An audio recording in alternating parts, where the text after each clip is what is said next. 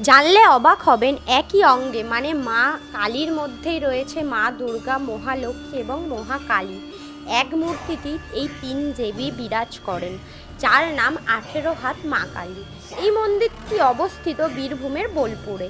লোকমুখে শোনা যায় এই শ্মশানে যদি কোনো মরা আসে তাহলে নাকি বর্ধমান শ্মশানে মরা পুড়বেই। এটির কোনো ব্যাখ্যা এখনো পর্যন্ত পাওয়া যায়নি। ছাড়াও শোনা যায় এখানকার শ্মশান আর বর্ধমান শ্মশানের মধ্যে একটি যোগসূত্র আছেই। মন্দিরের ভিতর থেকে অনেকবার মায়ের কথা বলার শব্দ শুনেছে পুরোহিত, কিন্তু দরজা খুলে কাউকে দেখতে পায় না পুরোহিত। রাতে মায়ের ঝমঝম নুপুরের আওয়াজ শোনা যায় সেই স্থানে। রাতের বেলায় যেন জেগে ওঠে ওই স্থান। মা প্রতিটা কর্মে প্রমাণ করে দেন যে মা কতটা জাগ্রত, এবং মা এখানে অনেকই জাগ্রত।